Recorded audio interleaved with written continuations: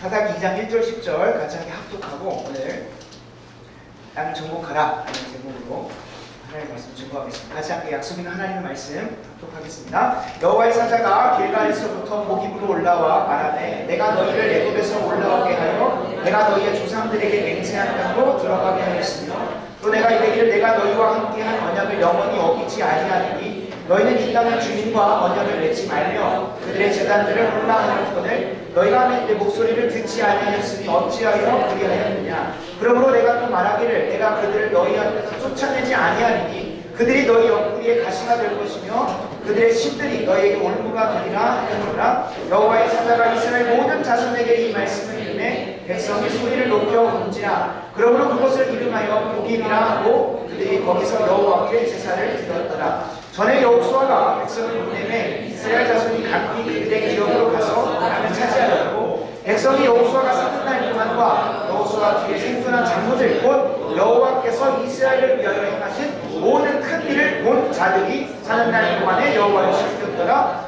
여호와의 종군의 아들 여호수아가 110세에 죽음에 우리가 그의 기업의 경내 에브라임 산지 가스산 북쪽 딥나 헤레스에 장사하였고 그 세대의 사람도 다 조상들에게로 돌아갔고 그 후에 일어난 다른 세대는 여호와를 알지 못하며 여호와께서 이스라엘을 위하여 행하신지도 알지 못하였더라. 아멘. 그 결과가 11절 17절입니다. 다른 세대가 일어났고 여호와 하나님께서 하신 얘기를 보지 못했고 알지 못하는 세대가 이러한 모습으로 드러나는 거예요. 사단마귀가 21세기에 21세기에만 하는 건 아니고 이미 기독교 역사 가운데 수천 년, 수백 년 동안 교회 안에서 그리스도인들이 미혹하고 넘어지게 만들고 분명한 열심으로 주님 나라와 영광을 위해서 하나님 나라 땅을 정복해 왔다고 생각했는데 오히려 하나님을 대적하는 그런 것을 판명나게 만드는 전술을 썼습니다. 그 전술이 뭐냐면 통일 전선 전술입니다. 통일 전선 전술. 네, 공산당이 주로 쓰는 방법인데요. 통일 전선 전술.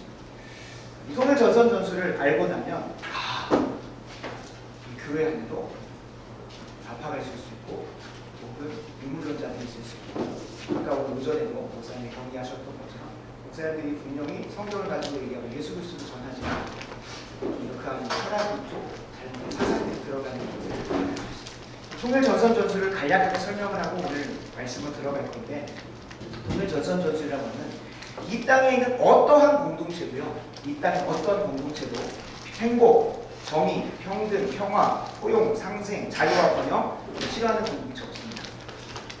다시 한 번 말씀드립니다. 행복, 정의, 평등, 평화, 포용, 상생, 자유와 번영 다 좋은 말이잖아요. 다 미덕이고 어느 집단이든 나라든 족속이든 어떤 사람이든 행복보다는 불행이 좋고 정의보다는 불의가 좋고 평등보다는 차별이 좋고 평화보다는 반목이 좋고 포용보다는 갈등이 좋고 상생보다는 혼자 독단이 좋고 자유와 번영보다는 부자유와 가난을 좋아하는 단체가 없어요. 그걸 향해서 가는 단체는 단 하나도 없어요. 하나도 없어요. 그러나 열매가 그쪽으로 갈 수는 있어요. 하나님께서 이 땅에 행복, 정의, 평등, 평화, 포용, 상생, 자유와 번영을 다 이룰 수 있는 하나의 공동체를 창조하셨는데 그게 교회입니다. 교회를 통해서 하나님께서 그것을 이루어가죠. 내일 그것이 어떻게 펼쳐져 가는지는 구체적으로 에베소서 1장 23절 가지고 나눌 예정입니다. 근데 여러분 한번 생각해 봅시다. 교회가 분명히 교회에 있는 성경 말씀에 어디에도 불행, 불의 이런 거 없어요. 그거 추구한다고 하는 게 없어요. 근데 지금 대한민국 안에서 그리고 지금 전 세계 안에서 교회에게 달려지는 꼬리표가 무엇이죠? 혐오 집단이에요. 혐오 집단. 우리는 결코 혐오하지 않거든요. 근데 우리에게 혐오 집단이라는 꼬리가 달려요. 세상은 기독교를 가리켜서 자신들과 다른 이들을 포용하거나 상생하고 평화를 추구하지 않는다고 말해요. 우리는 상생하려고 하거든요. 평화를 추구하고 포용하려고 하고 그들을 바른 길로 인도하려고 하는 공동체인데 혐오 집단이라는 꼬리표가 달려있어요. 왜 그런 상황이 이루어졌을까요? 제가 처음에 말씀드렸던 통일 전선 전술을 잘 생각을 하셔야 돼요. 통일 전선 전술. 혐오 집단이라는 꼬리표가 이 21세기에만 달려져 있었던 것은 아니에요. 기독교 역사를 보면 항상 교회는 오해받고 세상이 만드는 프레임 안에서 잘못된 평가를 받아왔었어요. 교회만큼 행복, 정의, 평화, 평등, 사랑, 포용, 상생, 자유, 번영을 원하는 곳도 별로 없다니까요. 모든 공동체가 그런데 그 중에서 그것을 정말 실현할 수 있었고 실현했었던 곳이 있다면 교회인데 오히려 세상은 어떤 이미지를 가지고 있다면 형국 집단을 가지고 있습니다. 이거는 세상이 만들어온 프레임이에요. 실제로 한번 역사 속에 한 세 사례를 좀 살펴볼 겁니다. 첫 번째 사례는 초대교회입니다. 초대교회는 식인 집단이라는 평가를 받았습니다. 한번 여러분이 기독교인이 아니라 생각하고 타 종교인이고 근데 기독교의 예배 의식을 눈으로 보지 않는 상황에서 귀로만 듣고 있다고 생각을 해보겠습니다. 마태복음 26절, 26절, 28절입니다. 그들이 먹을 때에 예수께서 떡을 가시다 축복하시고 떼어 제자들에게 이르시되 받아서 먹으라 이것은 내 몸이니라 하시고 또 잔을 가지사 감사 기도하시고 그들에게 주시며 이르시되 너희가 다 이것을 마시라 이것은 죄사함을 얻게 하려고 많은 사람을 위하여 흘리는 바 나의 피 곧 언약의 피니라. 그러니까 이걸 듣는 순간 음해하려고 하는 의도를 가지고 있지 않아도 이 종교는 이 종교 집단은 뭐 하는구나? 식인이구나. 몸을 떼어서 막 주고 피를 흘려가지고 마시게 하는 아주 반인륜적이고 아주 상스러운 집단이구나. 그래서 이게 루머가 돼가지고 로마 제국 안에서 초대교회는 식인 집단이라는 오명을 가지고 신앙생활을 할 수 있어요. 그러니까 여론도 좋죠. 저 반인륜적인 종교를 어떻게 해야 되냐. 당연히 로마 황제 숭배를 하지 않기 때문에 핍박하는 것이지만 사람들한테 황제 숭배 안 하니까 핍박하자고 하는 것보다도 저들은 반인륜적이고 사람을 잡아먹는 집단이니까 우리가 핍박하는 게 맞지 않냐 혹은 이것을 형벌로 다스리는 게 맞지 않냐 하는 게 초대교회가 당했던 운명입니다. 중세로 한번 돌아가 보면 중세교회에서는 1000년 동안이나 기독교 복음이 그 안에서 분명히 유지되고 있었지만 그 껍데기는 로마 카톨릭이라고 하는 것 안에서 교황과 그를 추종하는 사제 집단들의 하나의 이익 집단으로 완전 전락해버렸어요. 제가 이제 논문을 쓰고 있는 것도 이 교황이 중세 가운데 어떻게 성경과 교리들을 가지고 자신의 권력을 아주 강화시켰고 그것 때문에 이제 16세기에 종교개혁이 일어나게 되는데 교황이 성경을 가지고 심지어 어디까지 갑니까? 교황 전능권이라고 해가지고 교황 수익권, 교황 전능권이라고 해요. 교황은 모든 게 나가다 해서 심지어 세속의 왕까지도 세우고 폐위시키고 하는 것을 봤었어요. 그 정도로 엄청난 권력을 누렸어요. 그러니까 그것 때문에 일어난 큰 전쟁이 뭐예요? 십자군 전쟁입니다. 교리를 가지고 가서 십자군 예루살렘의 회복을 위해서 수복을 위해서 자신의 인생을 내어드리면 천국에 어마무시한 게 일이 되어요. 그러니까 수많은 사람들이 가서 성전, 거룩한 하나님의 영적 전쟁이라 생각해가지고 자신이 이 땅에서 별볼일 한 게 없으면 전쟁에 참여해서라도 순교하는 마음으로 십자군 전쟁이 있고 그게 수백 년 동안 유지되면서 얼마나 많은 사람들이 무고한 피를 흘렸습니다. 그게 그래서 이제 그 교회라고 하면 중세시대 때의 그 피 흘렸던 혹은 교황과 그를 따랐던 주기가 모든 사제 집단들이 했었던 그 폐악질을 기억하면서 뭐가 일어납니까? 이 종교를 우리 일상에서 밀어내는 운동들이 시작해요. 그게 두 가지의 움직임으로 가는데 이 중세에 있었던 교황과 그들의 횡포에 반대해서 나온 두 가지의 흐름이 있어요. 첫 번째는 종교개혁이라는 거예요. 우리가 프로테스탄트라고 해서 개신교가 그때 나오죠. 이거는 교회가 아니다. 이거는 교회가 아니다. 성경이 말하고 있고 예수님께서 피로 세우신 교회는 결코 이럴 수 없다. 왜요? 중세의 교황과 사제 집단들이 본인들만의 교리를 만들어가지고 하나님 말씀의 해석권이 누구에게 있어요? 교황에게 주어지면서 교황이 성경을 버젓이 얘기하고 있는데 말씀드렸잖아요. 로마 카톨릭은 10계명 중에 2계명이 없어요. 2계명이 없어요. 왜요? 이 땅에 혹은 바다나 하늘에 있는 어떤 형상도 만들지 말라고 했는데 그들은 뭐예요? 성인 숭배하죠. 피테나 뭐 마리아상 만들어가지고 얼마나 흠숭합니까? 흠모하고 그걸 숭배하죠. 근데 10계명에 버젓이 있으니까 이 10계명이 되면 안 되는 거예요. 그래서 10번째 계명을 두 개로 나눈다고 했잖아요. 실제로 로마 카톨릭의 10계명은 이 계명이 사라져 있어요. 본인들이 해야 되는 것을 성경이 맡고 있으니까 그렇게 반대로 이게 10계명이라고 스스로 가르쳐요. 그 정도로 성경 위에서 교황이 마음대로 성경을 가지고 본인의 하고 싶은 것들을 했어요. 그러니까 이 종교 개혁자들이 이건 아니다. 그래서 교회를 회복하고 하나님 말씀의 교회를 세우기 위해서 1517년 루터를 시작으로 그 전부터 물론 움직임이 있었지만 결정적인 계기는 루터, 그 다음에 칼빈 이렇게 하면서 종교개혁이 시작해요. 근데 또 한 움직임이 있습니다. 이 워낙 이 교회가 폐악질이 교회라는 이름으로 교회가 한 건 아니지만 교회라는 이름으로 이 사회적으로 일으킨 폐악질이 너무 크니까 이제 사람들도 종교로부터 본인의 삶을 좀 떼어내요. 심지어 그때 과학이 발전하기 시작을 하고 우리의 경험이나 이런 것들이 잘 축적이 되면서 무엇이 시작됩니까? 계몽주의나 합리주의가 이 땅에 정착을 하면서 더 이상 종교라고 하는 해석이 우리의 삶을 도와주지 못하는, 그 당시에 무엇도 함께 터지죠? 흑사병도 터져요. 그러면서 흑사병에 대한 해석을 종교가 답을 못 주는 거예요. 그러니까 마치 우리에게 있는 고난의 문제를 하나님 주지 못할 때 많은 사람들이 더 주님 붙잡기도 하지만 반대로 하나님께 떠나기도 하잖아요. 똑같은 거예요. 흑사병으로서 유럽 인구의 3분의 1인가가 다 초토화되고, 하나님이 살아계시다면 과연 왜 우리에게 이런 민족적 고난과 어려움을 허락하시니까 아무런 해석도 못 해줘요. 교황들도 다 도망가. 그러니까 이 종교를 자신들의 삶에서 빼내기 시작하는데 머리가 커지기 시작하더니 더 이상 성경이 뭐라고 말하는지 하나님이 뭐라고 말하는지 보다도 내가 봤을 때 이런 현상이구나. 그러면서 과학과 의학이 더 발전하기 시작을 하면서 종교라고 하는 것이 무엇으로 취급받죠? 미신 혹은 아직 개봉되지 않은 사람들, 아직 이성적인 사고를 못하는 사람들이 그냥 믿고 따르는 어떠한 한 마르크스의 표현에 따르면 마약과 같은 거죠. 이 세상의 현실을 다 잊고 싶고 그냥 그것에 의존하고 싶어서 이성적 사고를 포기한 사람들의 선택이라고 보기 시작합니다.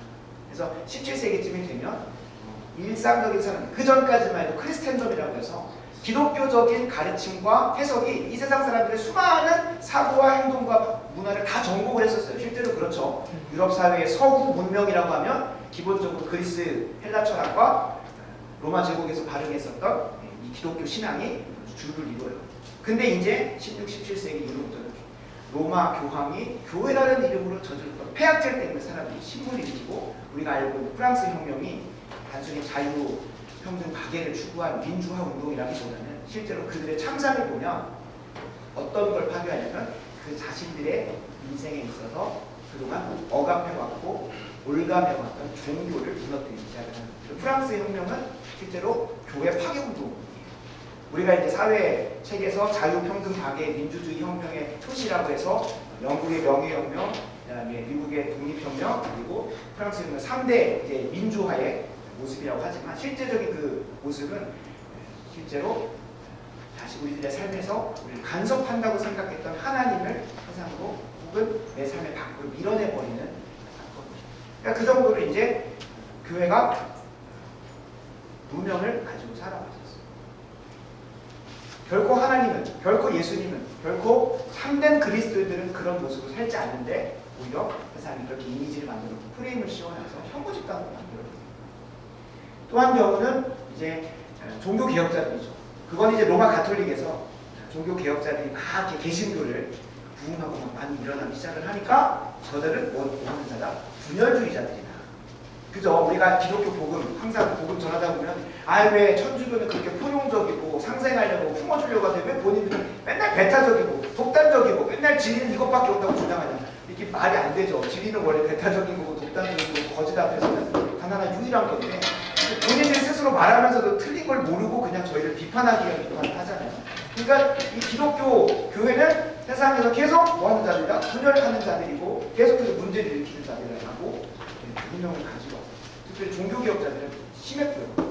왜냐면 로마 가톨릭이 좀 심상치 않은 거죠. 분명히 세력이 원래 좀 작았는데 이렇게 짓밟으면 좀 사라질 것 같았는데 진리는 붙들기 때문에 그들이 점점 더 자라서 독일 하나를 완전히 먹어버리고 프랑스니 네덜란드 한 나라를 바꿔버리기 시작을 하면서 이제는 로마 가톨릭이 대항하는 진리의 집단으로 세워지니까 어떻게든 그들을 뭐하게 하려고 했죠? 이미지 여론전을 통해서 혐오 집단, 분열주의자들이라는 식인 집단을 만들어버리려고 했죠. 그러니까 이게 기독교 역사를 보면 예산 일은 아니에요. 교회가 세상에게 욕먹고 혹은 미움을 받고 오해를 받는 게 예산 일은 아니에요. 근데 우리가 그것을 굴복할 이유는 없죠.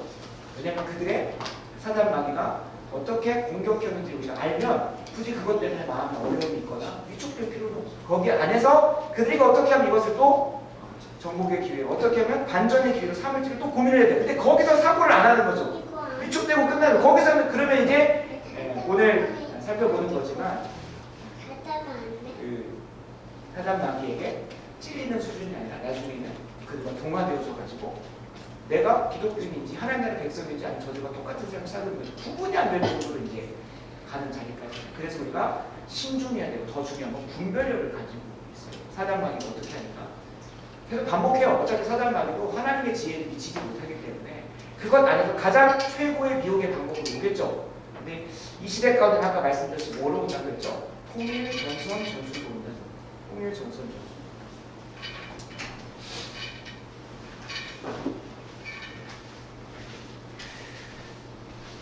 최근에 한국 사회에서 부정선거라고 하는 이슈가 좀 이슈화가 됐습니다.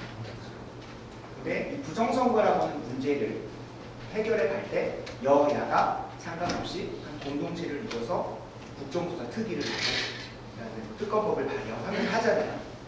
부정선거라고 하는 이 이슈에 대해서 하나의 뭘 구축해 놓으면 전선을 하나 구축해 놓는 거예요. 우리가 함께 이 문제를 해결해야 되지 않겠냐라고 하면서 문제가 설정이 되면 이 문제를 설정한 것 안에서 여야 중에 이거를 내가 해결 안 하겠다, 나는 이거 관심 없다 라고 하는 순간 그 사람들은 국민들의 뭘 받지 못해요? 표심을 받지 못하기 때문에 어찌됐든 이걸 들어가긴. 근데 이게 부정선거라는 문제라는 전선을 만들어 놓고 통일 전선을 만들어 놓고 다 들어오라는 거예요. 마치 사랑이라고 하는 하나의 통일 전선을 만들어 놓고 그 안에 다 들어오라는 거예요. 교회도 들어오고 천주교도 들어오고 불교도 들어오고 다 들어와요. 그걸 주도하는 세력이 악의를 가지고 처음에는 부정선거 해결하자, 사랑의 문제를 해결하자고 다 들어와놓고 누가 지휘권을 잡는 거예요? 본인이 지휘권, 악의를 품고 지휘권을 발동하면서 저 사람들의 니즈는 채워주는 것처럼 하면서 본인이 원래 의도한 대로 그 공동체의 주권을 가지고 가버리는 거예요. 공산당이 하는 짓거리예요. 공산당이 그런 얘기예요. 공산당이 모두 다 평화롭게 살고 모두 다 평등하게 사는 게 얼마나 좋나. 가난이 없대. 우리가 꿈꾸는 유통편에. 근데 그 나라를 그것을 만들기 위해서 내게 너희들이 뭘 줘야 돼? 표를 줘야 되고 힘을 줘야 되고 권력을 줘야 돼. 그러면서 공산당이 일당 독재를 하면서 모든 권력을 가지고 가요. 통일전선이 뭐였어요? 평등한 나라. 모두가 잘 사는 나라. 잘 사는 나라. 모두가 평등하게 사는 나라를 통일전선을 만들어 놓고 나에게 힘을 줘, 나에게 권력을 줘, 나에게 재정을 줘 해가지고 다 갖고 와요. 그래서 딴 마음 갖고 그냥 그걸 해버려요. 그게 통일전선 전술. 통일전선. 결국에는 모두가 다 잘 될 거라고 약속해놓고 그것이 자신에게 권력이 주어졌을 때 그걸 가지고 독단적으로 그 사람들을 조리 취급하고 하게 돼요. 지금 북한에서 하는 것이나 중국에서 하는 게 다 똑같죠. 일당 독재하는 공산당에게 권력과 모든 걸 줬더니 뭐 하는 거예요? 그들만 뭐하고 잘 살고 잘 먹고 편안하고 모든 사람들 다 가난하게 만들어버린 그런 전술이었어요. 통일전선 전술이 사단 마귀가 그 교회 안에 가지고 와서 종교통합이라는 문제도 있죠. 우리가 어떤 국제적인 사회 이슈에 대해서 함께 해결해야 된다. 종교고 뭐고 어떤 단체들이고 뭐고 다 와서 같이 함께 문제 해결하자 하고 모였어요. 근데 그걸 주최하는 자가 어떤 마음이 있는가요? 악의를 가지고 본인의 사익을 추구하기 위해서 그거를 그 집단의 에너지와 힘을 본인 마음대로 이끌어요. 내가 이런 거 하려고 온 게 아닌데 어느새 그 공동체의 그 방향성 안에서 언젠가 동조하고 있는 거예요. 내가 한 페미니즘에 좀 고생했었던 마음 가운데 어려움이 있었던 한 친구가 페미니즘 공동체를 갔대요. 처음에는 여성의 인권을 신장해주고 또 이 사회 구조로부터 분명히 없는 건 아니라고 생각을 합니다. 분명히. 근데 사회 구조로부터 있는 어려움들을 아주 한번 해소하고자 그 집단에 들어갔어요. 근데 분명히 페미니즘을 가지고 같이 함께 이 사회를 변혁시켜보고 해가지고 들어갔는데 그 안에서 주체사상이나 혹은 종북 사상들이 나눠지고 있는 거 보면서 이건 아닌 것 같은데 하면서 나왔다는 거예요. 그게 통일전선 전술. 사단 마귀가 교회 안으로 그걸 가져왔어요. 여러분, 어느 교회도 아까 말씀드렸듯이 행복, 평화, 평등, 그리고 사랑, 포용, 상생, 자유, 번영 안 추구하는 교회 없어요. 근데 그거를 딱 선점을 해놓고 그 통일 전선을 하나 만들어 놓고 다 들어오라고 해놓고 교회 안에 들어오게 해놓고 뭘 만들어 버리냐면 사단화 시켜버려요. 특정 교단이라고 제가 좀 지적하기는 좀 그렇지만 사회 구원을 외치는 것이 있습니다.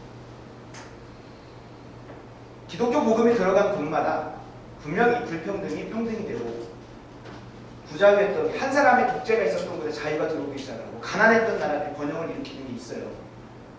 그런 결과들이 우리가 분명히 역사 속에 확인을 해요.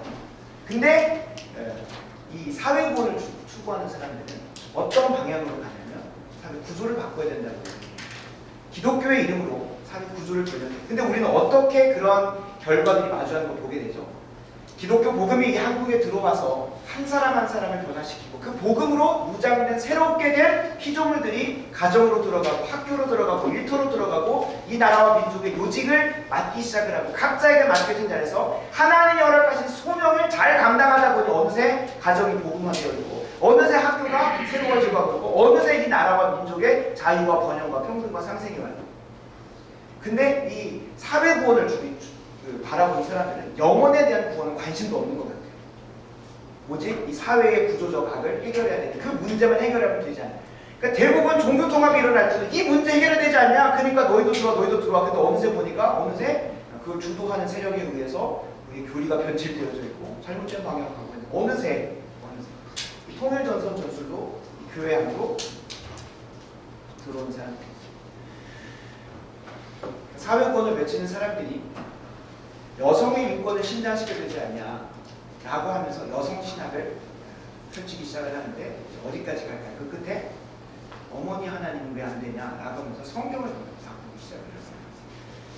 억압받는 노동자들의 권익을 위해서 노사의 경영 구조를 좀 그런 사회적 구조를 변화시킨다는 해방신학을 민중신학을 이렇게 주창하면서 자연스럽게 본인들이 생각했던 이 사회 구조의 문제를 교회라고 하는 포장지, 복음이라는 포장지, 야 교회가 이런 거 해야 되지 않겠어 라고 하면서 호소하는데 거기에는 영혼 구원 따위는 없는 거예요. 오직 본인들이 생각하는 유토피아와 사회적인 문제를 해결하는 것에 이 교회라고 하는 에너지와 동력과 재정을 쓰려고만 하는 거예요.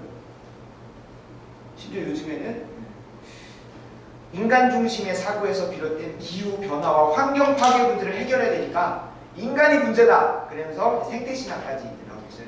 별의별 신학이 다 나와요. 여러분 선후 관계를 잘 생각하셔야 돼요.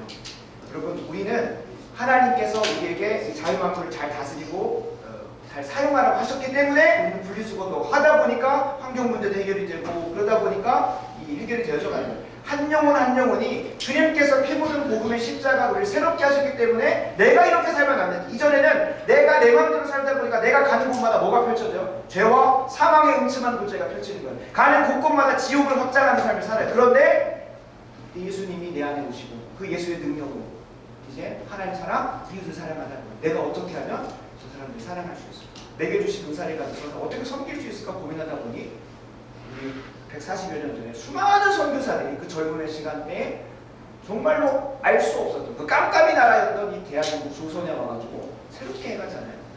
하나님의 나라는 그렇게 확장되어지고 그렇게 전복되어지고 그렇게 펼쳐져 가는 건데 이 사회구원들 혹은 교회 안에 통일전선 전술을 펼치면서 아니 교회가 이런 인권의 문제에 대해서 교회가 이런 사회 문제에 대해서 관심을 안 가지고 관심 갖는다니까요.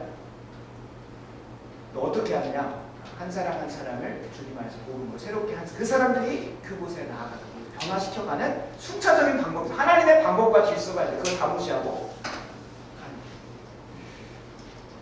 어느새 교회가 정치 집단이 되어지고 사회 문제를 해결하는 시민단체로 전락해요. 영원 구원은 상관없어요. 영원 구원은 관심이 없어요. 교회가 교회된 곳을 포기해버리는 자리까지 어느새 뭐처럼 개구리탕에 개구리처럼 스멀스멀 마치 두 유산 이야기처럼 바위는 진화론을 그냥 주창하고 끝났는데 그것이 헤켈에게 가고 그것이 레이건에게 가서 쭉쭉쭉쭉 세이건에게 가서 이게 대중화되기 시작을 하고 우주 천체학으로 가고 그다음 생물학으로 가고 우생학으로 가고 하면서 이게 막 펼쳐져 가는 거예요. 그렇게 교회 안으로 들어와가지고 교회를 운영되는 그런 때였습니다. 그래서 우리가 분별을 잘 하셔야 돼요.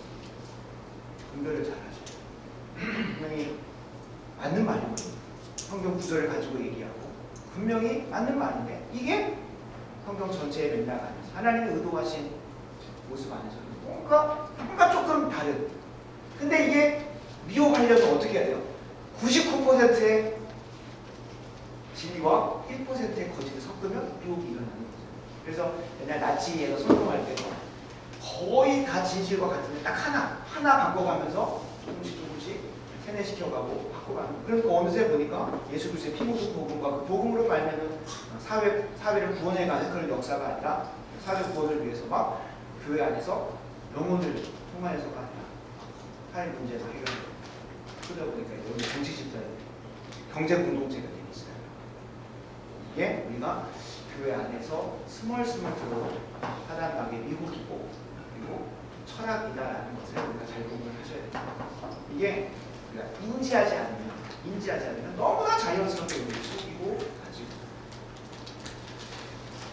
그래서 오늘 함께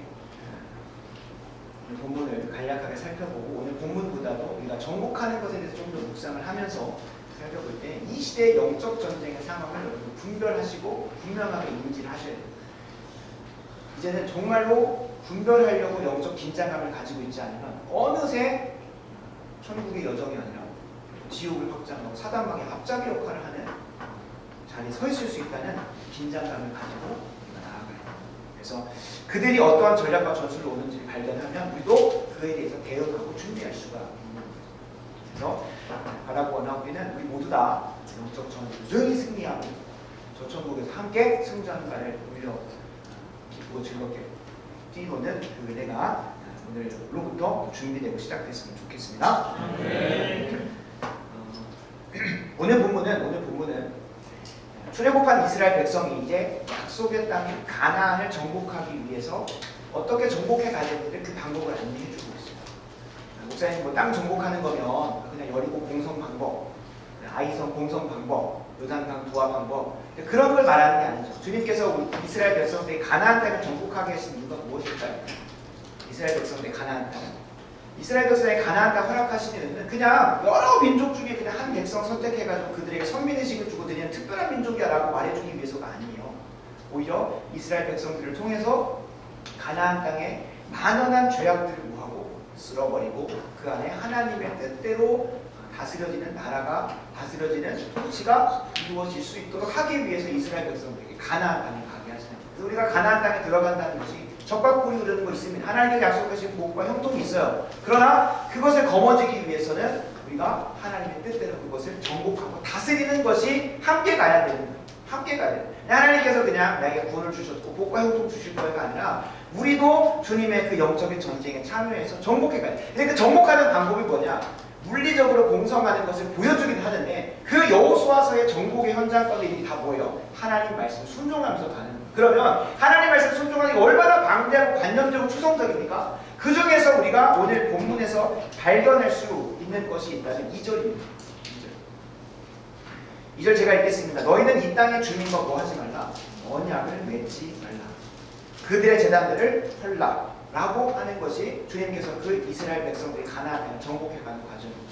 그러니까 이 정복하려고 할 때 물리적으로 정복하는 것을 우리가 초점 맞출 것이 아니라 분명히 우리가 기억해야 될 것이 있다면 창세기 15장에 보면 왜 하나님께서 가나안 땅을 이들에게 소명지로 정복해야 할 땅으로 허락하는지가 분명히 등장을 합니다. 창세기 15장을 한번 잠깐 보겠습니다. 먼저 아브라함에게 가나안 땅을 약속의 땅으로 약속하시면서 아직 이 아브라함을 통하여서는 가나안 땅에 들어가지 않게 하시는 이유가 분명히 등장 16절인데요.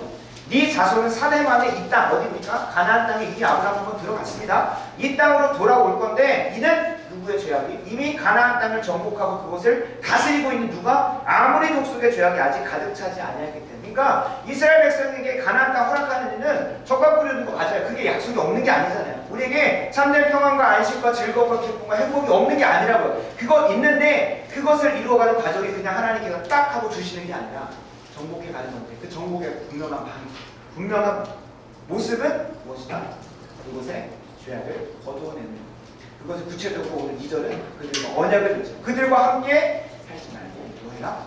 그들에 있는 신들과 문화들을 다 제거하라는 것으로 간다. 더 구체적으로 우리의 삶의 그 정복하는 모습을 좀 생각해 봤으면 좋겠는데, 하나님께서 이스라엘 백성들에게는 가나안 땅을, 아담과 하와에게는 에덴 동산을, 여호수아에게는 딘단 히레스를, 갈렙에게 헤브론을 다 하나님께서 각자에게 맡기신 땅이 있습니다. 그 땅을 정복해 갈 때 원리는 똑같아요. 그곳을 다스리고 있고 그곳에 만연해 있는 죄와 사망의 것들을 걷어내는 것을 정복해 가는 그 구체적인 모습이 그들하고 똑같은 사고를 하거나 문화를 가지거나 예배하는 방식이 아니라 하나님의 방식으로 그것을 변화시켜 가는 거예요. 이스라엘 백성들에게 소명지는 가나안 땅이었어요. 이제 제가 이스라엘 백성 계속 얘기하는 이유가 뭐라고 했죠? 우리 한 사람 한 사람에게 하나님께서 구원하셔서 이끌어가는 가나안 땅의 여정들, 우리 구원의 여정이 그렇게 진행된다 했잖아요. 이것을 조금 더 우리에게 더 좀 피부에 와닿게 보여주는 한 인생이 있습니다. 누구냐면 요셉입니다. 우리 교인들은 이제 요셉에 대해서 많이 좀 제가 이제 언급을 했었기 때문에 들으셨겠지만, 요셉의 인생을 보면 우리가 뭐만 기억합니까? 국무총리의 자리에만 기억해요. 국무총리. 우리가 기대하고, 그리고 심지어 30살에 국무총리였어요. 심지어 그냥 내가 어떤 나라를 비하하는 건 아니지만 어떤 소국 이런 작은 나라들이 아니라 그냥 제국이라고 하는 나라에 국무총리를 했었고, 그의 영향력이 어디까지 미치게 됩니까? 그 흉년의 때에 주변에 있는 나라들까지 다 미칠 정도로 엄청난 국무총리 역할들을 합니다. 그것만 기억은 하는데, 하나님께서 이 요셉에게 땅을 정복하게 하는 과정들을 보면 그에게 있었던 인생을 4단계로 구분해 보죠. 첫 번째 단계는 우리가 장소적 개념으로 보면 첫 번째는 어디였었죠? 바로 가정이었어요. 야곱의 산하에 있는 가정 안에서 하나님께서 땅을 정복해가는 그 과정을 준비하게 하시면서도 동시에 그곳에서 땅을 정복하는 것을 경험케 하셨어요. 두 번째 단계가 어디입니까? 이제 팔려서 보디발의 집으로 가요. 그리고 보디발의 집에서 억울한 누명을 써서 감옥에 들어가고, 감옥 이후에 하나님께서 예비하신 대로 국무총리가 돼요. 이 네 곳의 과정, 공간의 개념으로 보면 야곱의 집, 보디발의 집, 그 다음에 감옥, 그 다음에 애굽이라고 하는 그 나라예요. 근데 이 네 곳에서 했던 행동들이 다 똑같아요. 다 똑같아요. 그러니까 애굽에서는 무엇을 다스리는? 제국을 다스리는 왕 다음으로 파라오에게 반지를 받아가지고 왕의 가족을 제외하고 모두 다 관여할 수 있는 관리, 감독하는 역할을 했어요. 그게 총리 역할이잖아요. 그죠? 총리가 관리, 감독하는 역할이에요. 그럼 그 전으로 가봅시다. 감옥에서도 뭘 했을까? 감옥에서는 죄수가 뭘 하겠어요? 그냥 복역하는 게 본인의 역할인데, 그곳에서마저도 무엇을 감당하냐면 창세기 39장 22절, 23절을 보면 이렇게 나옵니다. 간수장이 옥중 죄수를 다 요셉의 손에 맡김으로 그 재반 사물을 요셉이 처리하고, 간수장은 그의 손에 맡긴 것을 무엇이든지 살펴보지 않아요. 직무유기죠. 간수장의 입장은 직무유기지만 하나님께서 그를 어디에서도 감옥이라는 곳에서 마저도 뭐 하게 하셨어요? 관리, 감독하게 하셨어요. 그 앞선 공간을 한번 살펴보세요. 그 시간을 살펴보면 보디발의 집에서 창세기 39장 4절에 보면 이렇게 나옵니다. 요셉을 무엇으로 삼고? 가정 총무로 삼고 자기의 소유를 다 그의 손에 다 위탁하고 맡겨서 뭐 하는 거예요? 관리, 감독하는 역할로서 그를 계속해서 준비시키셨고, 동시에 그곳에서 무슨 역할을 합니까? 복을 흘려보내는 역할들을 해요. 그러니까 야곱의 집을 한 번 더 가봅시다. 야곱의 집은 뭔가 기록이 많이 안 돼 있으니까 거기서 무슨 관리 감독이 있겠어 하잖아요. 이건 좀 찾아보겠습니다. 창세기 37장 2절을 볼게요. 창세기 37장 2절.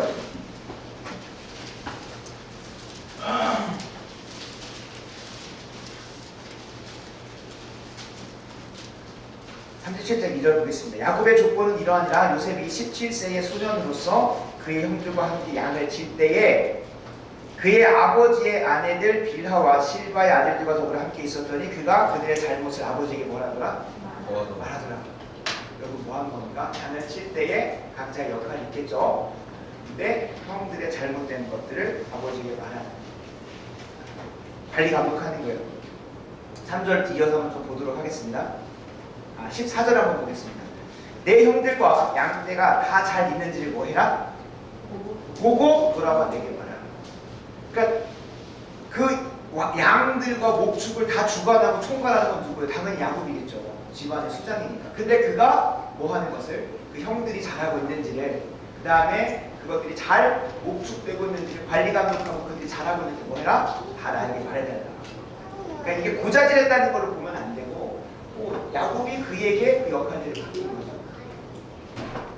그러니까 야곱의 집에서도 뭐하고, 비록 그것이 형들의 잘못을 가서 보호하는 것이고, 이 목축이 잘 이루어지는 형들이 뚱땅치진 않는지 이런 걸 보면서 말하는 것이지만 관리 감독하는 역할이고, 그 뒤에서도 뭐하는 역할이고, 보디발의 집에서 가정총무로서 모든 소유를 맡겨서 관리 감독하는 역할이고, 그러니까 어느 공간에 있어서든지 간에 하나님께서 앞으로 이스라엘 백성들이 가나안 땅에 들어가기 전에 요셉을 통하여 어떤 역할을 감당하게, 요셉이 이스라엘 백성들이 가나안 땅 정복하기 전에 70명의 가정 수준에서 200만 명의 민족 수준으로 바꾸는 데 역할을 한다고 했잖아요. 그러니까 요셉이 그 역할을 잘 감당하게 하기 위해서 그 지난날에 17세 소년 때부터 계속해서 준비해왔던 게 뭐냐면 그에게 맡겨진 소명지에서 그 소명을 감당하는 거예요. 물론 소명지가 바뀌긴 바뀌어요. 어디입니까? 가정 안에서 보디발의 집에서 더 나아가서는 감옥과 한 제국이라는 수준으로 위치는 바뀔 뿐이지만 그것을 감당했던 모습은 다 똑같았습니다. 소명지가 똑같다는 거예요. 우리가 이제 이스라엘 백성들의 삶을 다시 돌아보면 가나안 땅에 가서 정복하는 삶을 살아요. 근데 그 정복하기 위해서 준비하는 광야의 시간들을 우리가 40년 동안 하나님께 허락하시는데, 그곳에서 이 가나안 땅에 들어가서 정복하는 방법이 하나님 말씀을 온전히 순종하는 것으로 가나안 땅을 정복하게 하고, 그 가나안 땅을 정복하는 소명을 감당하게 하는데, 광야와 가나안 땅을 우리가 구분할 때가 있어요. 근데 광야와 가나안 땅의 구분이 잘 안 돼요. 우리의 인생에 있어서. 마치 요셉과 같은 거예요. 요셉의 인생에서 어디가 광야 아닙니까? 뭐 아버지 집이 광야라면 광야라고 할 수도 있고, 보디발의 집이 광야라면 광야라고 할 수 있겠지만, 근데 심지어 그곳에서 그냥 아무 열매가 없는 게 아니죠. 자신이 감당해야 할 앞으로 정복하는 그 영역에 있어서 내가 실력이 준비되는 것과 동시에 무엇이 일어나요? 열매가 맺어져요. 가정총무로 있다 보니까 그 소유가 형통케 됐다. 그러니까 보디발이 계속해서 맡길 수밖에 없어요. 이 감옥 간수도 뭐 형통케 됐다는 건 없어요. 근데 본인이 안 해도 될 일을 다 갖다 맡겨버리면 본인이 편하니까 그런 쉼이. 제국에서도 하나님께서 허락하신 은혜 가운데 그래서 그 제국을 형통케 하니까 다 갖다 맡겨버려요. 그러니까 우리가 광야와 가나안 땅 구분해서 막 여기가 가나안 땅일까? 여기가 정말로 실제적으로 우리의 삶에서 그걸 막 찾으려고 할 필요가 없다는 거예요. 우리에게 오늘 보내어진 그 자리가 소명지고, 거기에서 내가 하나님께서 감당하게 하신 게 무엇인지를 준비하는 것이, 향후에 하나님께서 언제 국무총리를 세우실지, 언제 가나안 땅에 당도하게 하실지는 몰라요. 그건 하나님의 때니까. 그런데 광야에서도, 보디발의 집에서도, 가정총무로 있을 때도 분명히 그곳에서도 땅을 정복하는 실력을 기르게 하시고, 단순히 그냥 실력 기르게 하고 끝나는 게 아니라 그곳에서도 열매를 맺게 하신다는 거 꼭 기억하셔야 돼요. 땅을 정복하는 방법은 우리 한 사람 한 사람에게 하나님 나라의 어마무시한 부동산 가운데 한 곳을 지목하셔서 그곳을 정복하게 하시는데, 그곳에 가득한 죄와 사망을 거두어내시게 하시고, 그것을 감당하게 하시는 데 있어서 오늘이라고 하는 하루도, 오늘이라고 하는 내게 허락하신 시간 안에서도 그것들을 계속 훈련시키시고, 심지어 그곳이 최종 소명들이 우리는 다 알 수 없어요. 우리는 너무나 가나안 땅에 빨리 들어가고 싶고 가나안 땅을 확실하게 알아서 가고 싶은데, 오늘 답을 드릴 수 있는 건 가나안 땅이 어디인지 저도 잘 모르겠어요. 저의 인생을 한번 보면 하나님께서 전라도 완주 혹은 전라도를 품게 하셔서 1년 전에, 한 2년 전부터 준비케 하셨고 기도로 하게 하셨어요. 근데 와서 백제의대가 가나안 땅인지 아니면 후석대가 가나안 땅인지 전북대가 가나안 땅인지 저도 모르겠어요. 그래서 기도하다가 보이는 건 캠퍼스 한 3개 있으니까 화요일날 어디 갔다, 수요일에 갔다, 목요일에 갔다. 기도해 주시는 분들이 보면 이렇게 6개월밖에 안 하고 전도가 끝나 막 이렇게 생각하실 수 있어요. 근데 막히는 걸 어떻게 하겠어요? 나 이것이 하나님께서 허락하신 소명지일까 하고 그냥 죽도록 충성해보는, 이것이 광야인지 아닌지 우리가 그걸 구분할 게 아니에요. 이런 친구들이 있어요. 목사님, 하나님께서 그냥 저는 좀 광야에 가서 좀 훈련받아요. 광야는 여러분들이 들어가는 게 아니에요. 하나님께서 보내주시는 거예요. 무슨 본인이 그냥 하나님하고 좀 멀어지면 광야라고 생각하고 막 저는 지금 광야에 좀 들어가서, 그게 아니에요. 광야는 하나님께서 준비시키시고 들어가가지고 훈련시키는 건데, 뭐만 하면 광야에 들어가기 때문에 그래서 이제 교회 안 다니고 뭐 하는 게 광야는 아닌데, 하나님께서 이끌어 가시잖아요. 마태복음 25장에 보면 종말론적으로 봤을 때는 달란트 비유가 주님 다시 오시는 그날 우리에게 맡기신 것을 잘 감당했는지 사명을 잘 이루었는지를 점검하시는 주인의 비유로 나와요. 한 달란트 주신 자도 있고 두 달란트, 다섯 달란트 주신 자도 있어요.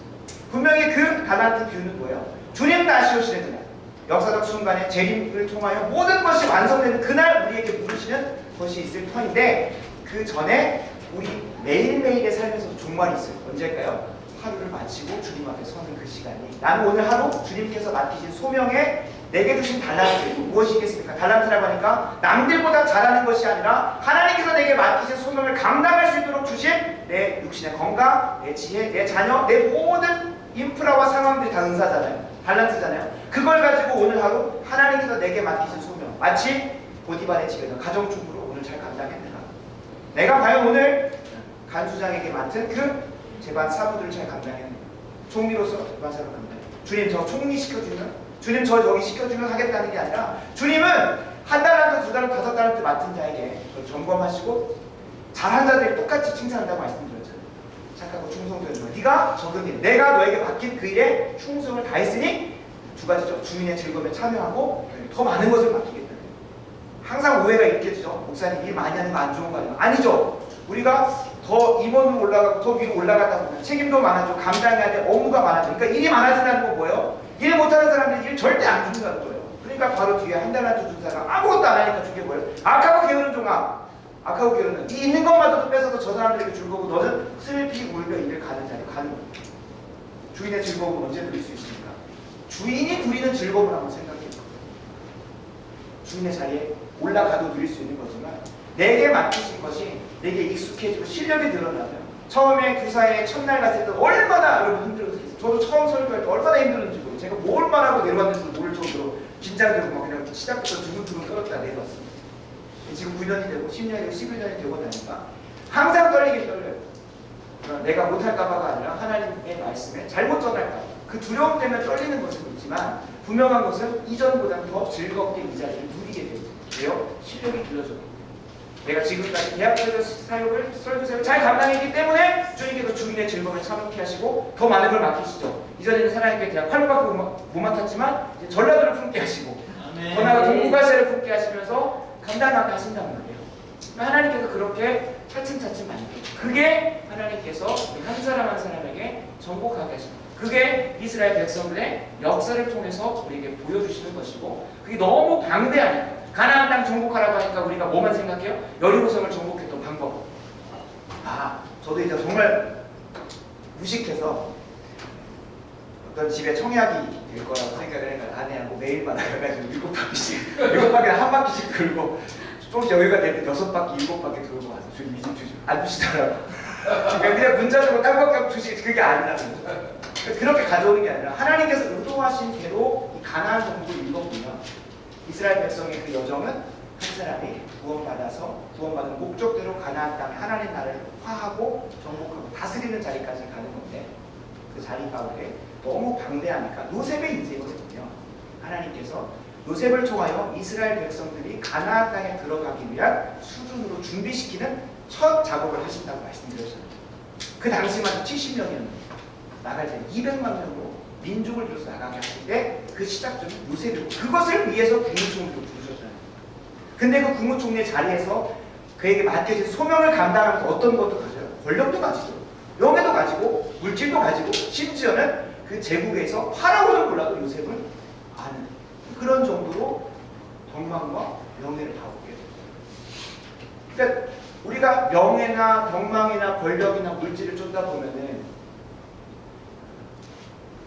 사망의 결과를 맺지만, 도리어 먼저 그의 나라가 우리 하나님께서 내게 맡기신 정복해야 할 땅에서 감당해야 될 소명을 잘 감당하다 보면 어느새 가정안도 잘 감당했고요. 그 뒤에 조금 더 규모가 큰 가정총무로 준비시키시고, 가정총무로 잘 감당했더니 뭔가 세상의 눈으로 보기에는 더 아래로 내려가는 것 같지만 점점 더 어디에 가까워지는, 최종 가나안 땅에 가까워지는 여정으로 하나님께서 이끌어 가십니다.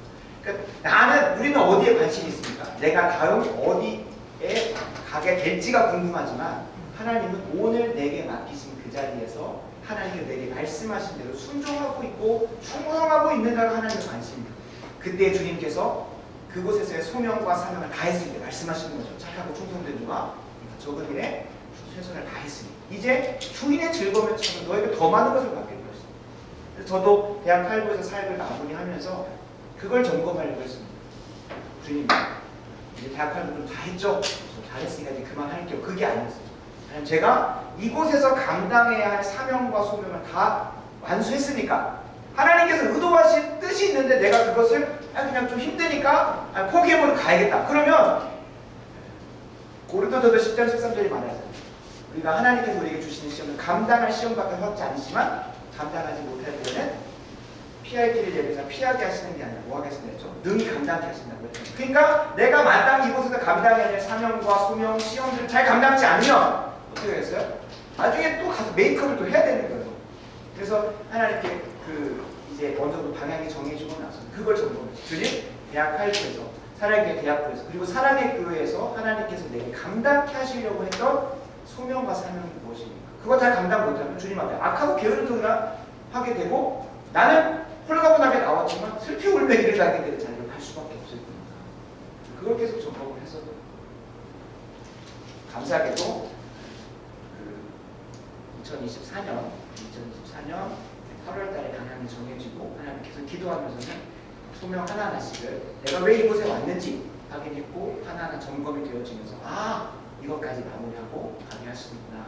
참 감사한 것은 대학원 교육자들이 변경이 될 때 다음 교육자가 정해지지 않아서 빈 상태가 있을 때가 한두 번씩 있거든요. 근데 참 감사하게도 하나님께 예비해서 잘했다 하는 칭찬 중에 하나로 받아들였던 것이 다음 후임 교육자가 너무나 순적하게 정해졌고 바로 이렇게 교체가 이루어질 수 있어서 대학 8부 친구들이 그런 공백기가 없이 양육의 공백기가 없이 진행될 수 있어서 너무나 감사하게 받아들였던 하나님의 사인이었습니다.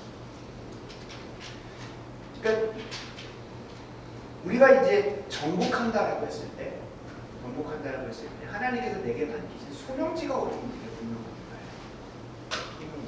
그리고 그것을 정복하는 방법은 방금 2절에서 읽었던 것처럼 어떻게 알았죠?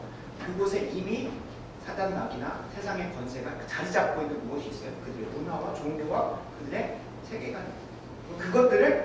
그것들과 똑같이 동화되거나 동조하는 게 아니라 그것들을 분별하고 어떻게 해야 되는 겁니까?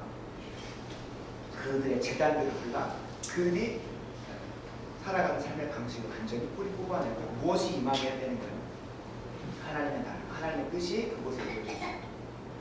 그래서 우리가 가정을 이룬다고 했을 때 세상은 가정을 이루는 것에 대해서 어저께 말씀드렸듯이 정략적으로 혹은 쾌락적인 관계 안에서 내 물질적 욕구를 내 사회적 욕구를 채워줄 수 있는 사람을 만나라고 얼마나 많은 걸 제공합니까?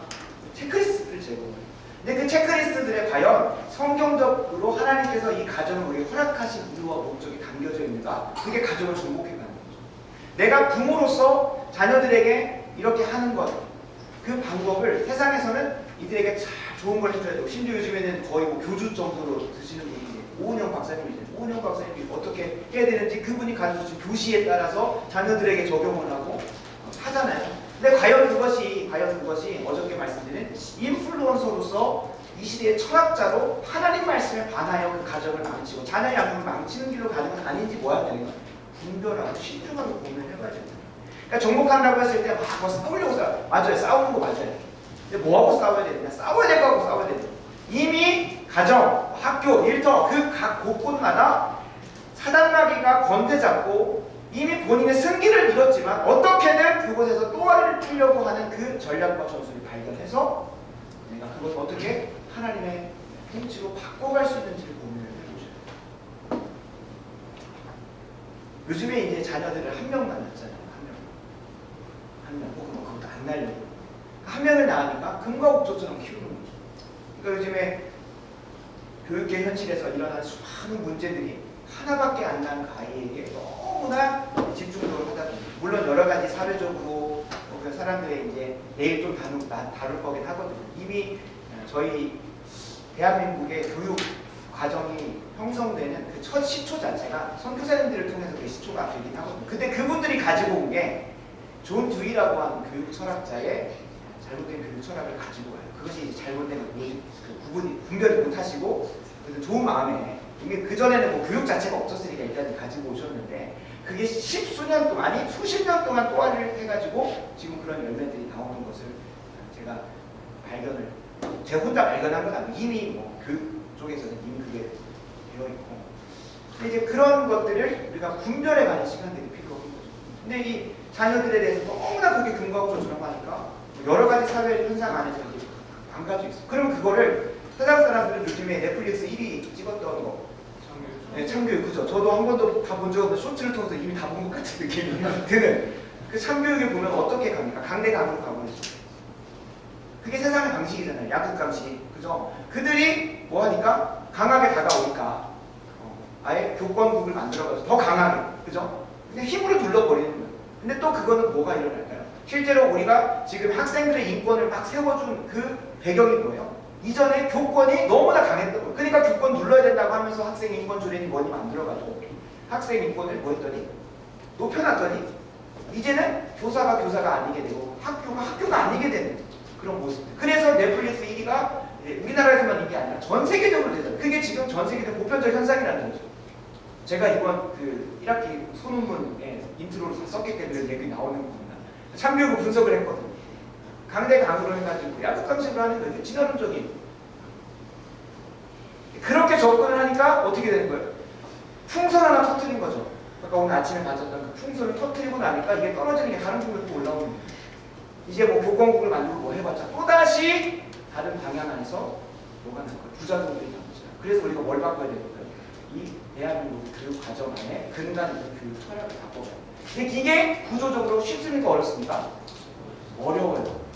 어려워서 일단 대안적으로 생각하면 대안학교, 홈스쿨링과 기독교 대안학교죠. 근데 우리가 한번 고민을 해봐야 됩니다.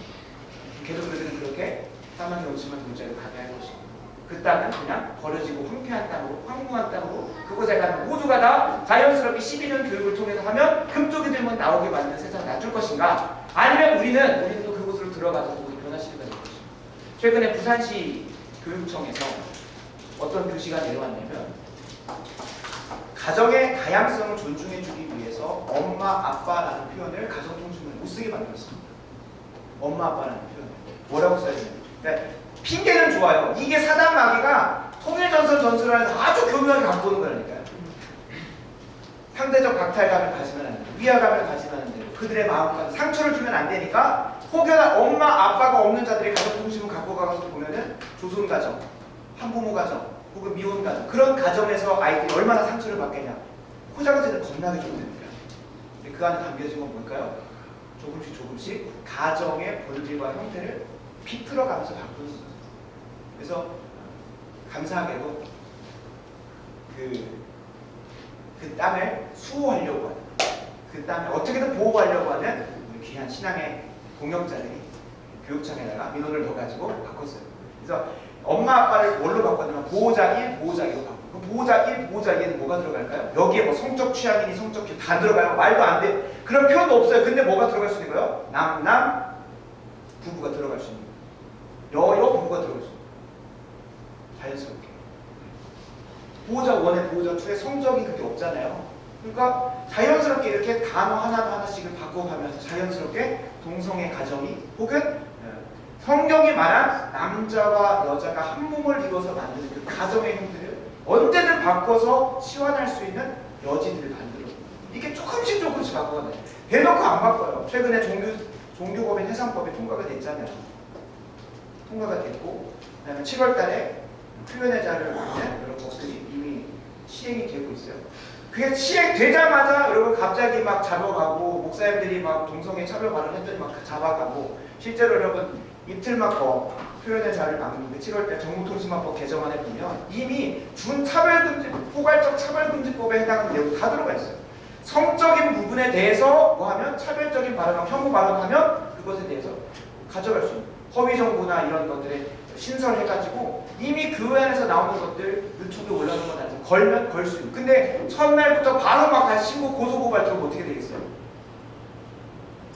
개구리의 당연히 개구리처럼 안 되는 거죠. 그러니까 통과는 시켜놓고 아직 고소고발 안 하고 조금씩 나중에 그 때가 왔을 때 뭐 하는 거예요? 그냥 다 써버리는 거예요. 이미 통과된 법 안에.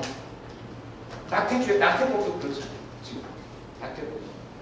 그러니까 계속해서 사단 마귀는 통일 전선전술을 만드는 거예요. 교묘하게 조금씩 바꿔. 근데 이거를 분별하는 우리의 눈이 열리지 않으면 자연스럽게 개구리 땅에는 개구리처럼 스멀스멀 그 땅이 이미 다 정복되는데도 내가 지금 이 자리에 앉아있으니까 혹은 왕좌에 앉아있으니까 이미 이 사람들 다 내 다스림 가운데 있다. 착각하는 사람이 그러니까 뭐 해야 되니까? 분별해야 되니까. 분별해야 되니까. 그러니까 정복하기 위해서는 우리에게 맡겨진 소명지에서 뭘 감당해야 될지를 한번 고민해 보셔야 되는데 그 원리는 요셉의 인생을 말씀드렸어요. 어디에 가면 뭘 하겠다가 아니라 지금 내가 뭘 하고 있는지 그리고 하나님께서 지난 날 동안 어떤 여정을 통해서 내게 어떤 소명지를 부르시고 소명지를 정복하게 하시는지 그 땅에 이미 또아리를 틀고 있는 사단 마귀의 권세를 어떻게 뽑아내게 하시는지 그것을 구약의 언어로 이스라엘 백성들이 여리고성을 정복하고 아이성을 정복하는 모습을 보여주셨지만 실제로 그들이 감당한 영적 전쟁은 뭐예요? 그곳에 있는 바알과 아스타롯과 몰렉신을 섬겼던 그 수많은 우상숭배와 문화들을 다 뿌리 뽑고 하나님을 예배하는 문화로 바꿔가는 땅으로 바꿔버리는 거예요.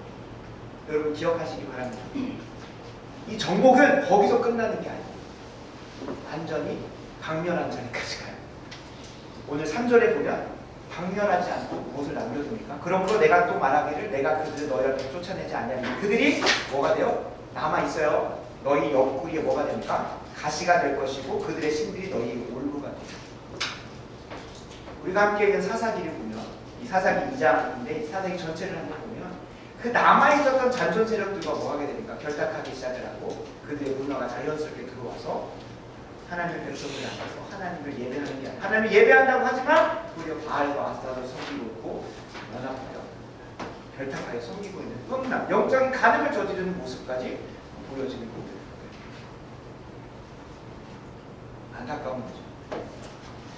그것을 완전히 뿌리 뽑지 않으면 그게 자연스럽게 우리에게 가시가 되고 올무가 돼서 대한민국의 상황이 그렇습니다. 대한민국의 상황.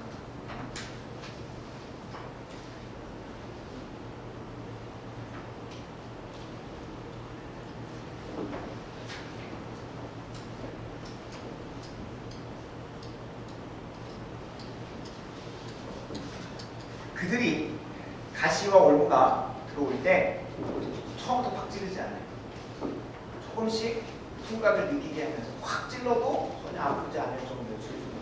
그게 사단 마귀가 역사 속에서 어떻게 사상적으로 우리 안에 자연스럽게 들어오게 했는지 이상한 신세계라는 책을 제가 소개를 드리고자 합니다. 한번 좀 읽어보시면 좋겠어요. 원래 이게 본 책은 아니에요. 칼 트루먼이라고 하는 신학자가 엄청 두꺼운 책을 썼어요. 근데 너무 책이 좋은 거예요. 그래서 사람들이 대중적인 책을 하나 더 써달라. 그래서 아주 축약본으로 썼는데 술술 읽힙니다. 물론 조금 어렵기는 해요. 이게 뭐 철학자들이 많이 나오기 때문에. 여기서 우리가 분명히 기억해야 될 게 두 가지 단어가 있어요. 하나는 표현적 개인주의라는 게 있고요. 표현적 개인주의라는 게 있고 사회적 상상이라는 단어가 있다고 어저께 좀 말씀드렸죠. 표현적 개인주의는 뭐냐? 사단 마귀가 이 시대에는 계속 거듭하면서 어떻게든 교묘하게 통일 전선 전술을 일으켜서 미혹하려고 만든 이 시대의 사조예요. 한 로버트 벨라라고 하는 철학자, 굳이 뭐 이 사람 이름을 몰라도 되는데 로버트 벨라라고 하는 사람이 이 시대의 현상을 이해하기 위해서 만든 단어가 표현적 개인주의. 표현적 개인주의는 뭐냐? 나를 나답게 하는 개별성을 반드시 표출해야 된다는 감정과 직관. 나를 나답게. 그래서 제가 조금 조심스러운 게 안성수약관 두 번째 엘리베이터에 북상 중가 10일에 나를 나답게 여기는 시간이 조금 아마 다른 의도일 거라 생각은 드는데 물론 맞죠. 나를 나답게 하는 게 뭐예요? 하나님의 형상이라는 것을 확인하는 자리가 되면 하나님께서 이런 의도 가운데 내게 이런 시간 허락하셨구나 하고 내적 치유가 일어나. 그래서 조심스럽지만 아마 맥락과 분명히 이것과 좀 다를 거예요. 나를 나답게 하는 개별성, 하나님께서 허락하신 보편적인 인간의 개념이 아니라 내가 나를 나답다고 정의하는 그 개별성을 반드시 표출해야 된다. 반드시 표출해야 되는 그 감정, 그게 억압당한다고 생각하게 만드는 이 사회 구조를 내가 타파하고 무너뜨려야 된다라고 하는 게 이 표현적 개인주의라고 엄청 어렵게 표현을 해놨더라고요.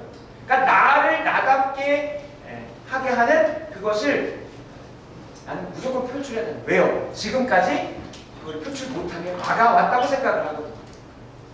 그 중에 가장 강력한 대적 세력이 누굴까요? 기독교.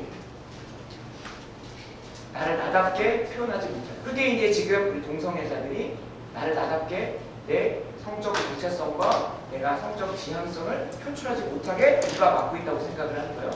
기독교 단체가 계속해서 막고 있다고 생각을 하니까 이게 지금 계속 표출이 되어요. 나를 나답게 말하는 그 개별성, 그 개별성을 표출해야 돼. 그거 안 하면 내가 나다운 게 아니야 라고.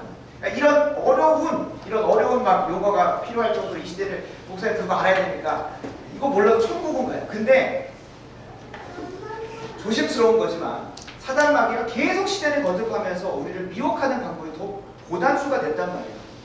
그러니까 우리가 천국 가는 여정에 있어서 더 신중하게 가려면 이런 것들을 무시하고 모르고 가기에는 조심스러운 거예요. 몰라도 천국 가는, 예수 이름에 구원이 있고 능력이 있고 천국 가는 유일한 길이기 때문에 예수님만 알고. 근데 예수님을 빙자해서 잘못된 것들을 가르쳐서 이 시대를 분별하지 않으면 난 잘 가고 있다 생각하는데 우리는 대적하고 있을 수 있기 때문에 제가 말씀을 드리는 거예요. 근데 이 표현적 개인주의라는 것이 이게 지금 시대의 사조의 모습으로 드러나기 전에 우리 데카르트라는 철학자 아시죠? 데카르트라고 하는 합리주의 혹은 계몽주의 철학자가 있습니다. 데카르트는 원래 본 의도는 하나님을 더 잘 알고 싶어서 코기토 에르고숨이라고 나는 생각한다 고로 존재한다라는 표현을 썼거든요. 그러니까 하나님을 더 잘 알고 싶은 마음, 그 신앙에서 시작을 했는데 그게 사단 마귀가 사용해버렸어. 어떻게 사용했냐? 나는 생각한다 고로 존재한다라고 하는 것이 생각의 주체가 그 모든 생각의 가장 근원적 주체가 누구라고 만들어버렸냐면 나라고 만들어버려요. 나라고 만들어버려요. 근데 이 생각의 주체, 모든 것의 판단의 주체를 나로 만들어버린 그것을 누가 받았냐면 그 이어서 루소라고 하는 자가 받았습니다. 이 루소라고 하는 자가 어떻게 그것을 가지고 오냐면 이전에는 객관적인 이성적인 판단을 따라서 이게 옳다 그르다 내가 내 마음대로 판단하게 만들어 버렸다면 루소는 그거를 이성의 판단이 아니라 감정과 직관으로 만들어 버렸어요. 실제로 루소의 이제 자서전이나 일대기 혹은 그가 썼던 책들을 보면 본인이 누군가의 것을 뺏어서 누군가 도둑질을 해가지고 본인이 좋아하는 여자 친구에게 선물로 주는데 분명히 누군 것을 도둑질해서 주는 것이 나쁜 거잖아요. 객관적으로 나쁜 건데 그 안에서 그 내면 안에서 그것을 어떻게 합리화하고 정당화하냐면 이 아이가 너무나 필요를 해. 그 아이의 필요를 채워줬기 때문에 그것이 선하다라고 하는 기준으로 만들어요. 그러니까 본인 마음 안에서 본인이 한 행동에 대해서 정당화를 해주고 그것이 좋다라고 만들어줄 수 있는 기준을 이성적이거나 어떤 기준을 하는 게 아니라 내 감정에서 그런 것들을 하게 돼요. 감정의 기준을 갖는데 그 뒤에 뭐가 어떤 사조가 일세를 주도하기 시작 낭만주의라는 게 있어요. 낭만주의는 감정을 더 강화시켜요. 감정의 우리의 사고의 기준, 우리의 생각의 판단의 기준을 두게 만드는 전체들 한 사람의 주장이 아니라 그 시대적인 풍미 안에서 감정에게 이제 거기까지는 그래도 조금 온건한 모습이었어요. 근데 이거를 또 누가 어떻게 또 이렇게 계승해가지고 아까 이제 유산 이야기처럼 이렇게 계승을 되냐면 이 사람들이 막 나는 데카르트를 따랐어, 나는 루소를 따랐어라고 말하지 않아요. 근데 자연스럽게 그들이 만들어놓은 하나의 업적과 유산이 그 다음 사람에게 전달되고 그 다음 사람을 발전시켜가지고 누구에게 이름을 헤겔이라는 사람. 헤켈 아닙니다. 헤켈은 아까 말한 생물학자고 헤겔은 철학자예요. 헤겔이 이제 가장 강력한 적그리스도 세력입니다. 가장 강력한 적그리스도 세력인데 헤겔은 우리의 자의식, 내가 가지고 있는 생각의 기준이 세상과의 소통을 통해 경험을 통해 계속 정반합의 과정을 통해 계속 발전한다는 거예요. 그러니까 고정된 것은 없고 계속해서 우리는 발전하는 존재다라고 쉽게 이해할 수 있어요. 우리의 자의식은 우리 스스로를 내가 인식하는 그 기준이 계속해서 발전하는 거예요. 어떤 경험을 통해서 이게 훨씬 더 좋은 선의 모습에서 또 발전하고 정반합의 과정 중에 내가 가지고 있었던 게 정이었다면 세상과의 교류를 통해 사람들과의 교류를 통해 뭔가 그런 반대적인 게 나왔어. 근데 생각해보니까 내 것보다 이거하고 좀 섞어서 더 좋은 도출이 나오는 거예요. 정반합의 과정을 통해서 뭔가 계속 발전한다는 발전. 한번 생각을 해보면 나라는 존재가 계속 발전해요. 맞죠? 변화돼요. 맞는 말인데 나라는 존재가 계속 발전하다 보면 나에게 절대적으로 적용할 만한 어떤 기준이나 도덕 같은 것들도 계속 뭐 한다고 생각하는 게 맞을까요? 나도 변하니까 계속 변화된다라고 보는 게 맞아요. 그러니까 나에게 이전에 도덕이었고 선이었고 좋은 것이었던 것이 나도 변하니까 세상도 변하니까 모두 변해되는 거예요. 절대적으로 시대와 장소를 뛰어넘어서 보편적으로 적용될 수 있는 모든 사람에게 적용될 수 있는 기준은 있다 없다? 없다라는 것까지 사고가 연결이 됩니다.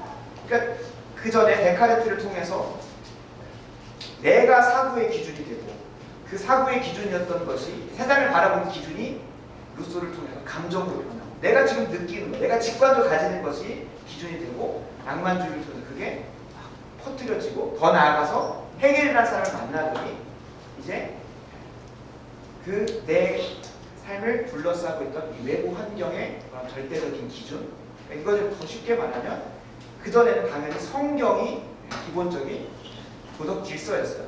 그것도 뭐 할 수 있다? 변할 수 있다라는 것을 헤겔이 이제 그런 강력한 기준을 제시해요. 그리고 나서 이제 군웅할 거가 시작이 됩니다. 그러니까 너나 나나 할 것 없이 이게 도덕적 기준이다. 저게 도덕적 기준이라고 제시하는 수많은 사람들의 사상가가 난입하기 시작하는 그 중에 한 명이 칼 마르크스입니다. 이 시대를 이해하는 기준은 지금까지 우리가 가지고 있었던 도덕 기준은 누가 만들어 놓은 거냐? 경제적인 부를 가지고 있는 기득권들이 본인들의 부와 기득권을 유지하기 위해서 만들어 놓은 법체계다. 그러니까 누구여 일어나라? 부와 기득권을 가지지 않은 자들여 일어나라. 우리 함께 새로운 도덕 질서를 만들어. 헤겔이 절대적이고 보편적인 도덕 질서가 없다고 만들어 버린다. 그러니까 너도 나도 할 것 없이 막 주장을 하기 시작하는 거예요. 사사기 시대처럼. 그때에 하나님이 말씀하는 왕이 없으므로 각자가 목소리를 내서 많은 사람들에게 인기를 받는 그 사상들이 막 드러나겠어요. 그게 군웅할 것이다. 군주들이 막 일어나서 나를 따라 하는 사람들에게 많은 인기를 받는 그게 이제 주류를. 칼 마르크스는 부를 가진 기득권자들이 뭘 만들었다? 도덕 질서를 만들어놨기 때문에 이거 뭐 해야 된다? 해체시켜버려야 된다. 해체시켜버려야 된다. 니체라고 하는 사람이 등장하는데 니체는 부를 가진 기득권자들이라고 말은 하지 않고요. 강자들, 이 시대의 기득권을 가진 강자들이 만들어 도덕 체계 안에서 우리가 뭐 받아왔습니까? 억압 받아왔으니까 그것도 뭐 해야 된다? 해체시켜야 된다. 해체시켜야 된다. 근데 이제 여기서 이제 적글서 중에 적글서가 등장을 합니다. 그게 누구냐? 프로이트와 비렐름 나인이라는 사람. 비렐름 나인. 이게 지금은 또 프로이트라고 하면 모든 것을 뭘로 해석을 하죠? 이 세상을 성적인 욕망으로 세상을 해석을 했어요. 성적인 욕망을 충족시켜 주는 게 뭐라고 생각하냐면 나를 나답게 만드는 거라고 생각해요. 근데 그 전까지는 누가? 기독교의 질서가, 기독교의 규범이 뭐 하래요? 가늠하지 말래요. 그리고 한 사람만 사랑하래요. 근데 그 성적인 쾌락을 굳이 내가 이 한 사람에게만 할 필요가 없는 거예요. 다자성애라든지 간음이라든지 간통이라든지 다 하고 싶은 거예요. 지금부터 프로이트가 인간답게 살려면 뭐 해야 된다? 이 성적인 쾌락을 굳이 억압하고 닫아놓지만 뭐예요? 해방시켜라 라고 하면서 성적인 욕망을 다 뭐 하는 것만이 이루는 것만이 뭐 하는 거라는 거예요? 인간답게 사는 거라고 얘기를 하기 시작해요. 그리고 그거를 누가 봤냐면 비렐름 나인가 받아가지고 칼 마르크스와 이 프로이트, 헤겔의 철학을 융합을 해요. 그래가지고 만든 게 우리가 19세기, 20세기쯤에 이제 발행을 했던 성혁명이죠. 성혁명. 그래서 이 칼 투르먼이라고 하는 이 신학자가 책 이름을 뭐라고 적냐면 이상한 신세계라고 해요. 이상한 신세계. 분명히 새로운 도덕적 질서, 새로운 기준으로 가득 찬 하나의 새로운 세상이 왔는데 이거는 이전에 찾아볼 수 없는 신세계라는 거예요. 그러니까 점점 더 세상이 악화해져 가면서 성적인 분란이 더 깊어지기는 했어요. 근데 이거는 어느 정도 수준이냐면 이전에 통용됐던 질서를 무시하고 전혀 새로운 질서를 재편하는 신세계가 열리기 시작하니까 그걸 이상한 신세계라고 부른 거고, 그 이상한 신세계를 분석하다 보니 이런 사상적 근원입니다. 근데 우리가 어저께도 좀 말씀을 드렸지만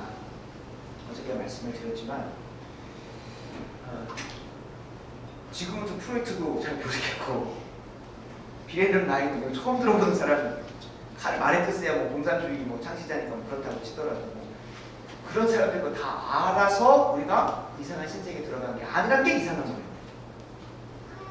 지금 이상한 신세계가 펼쳐졌잖아요.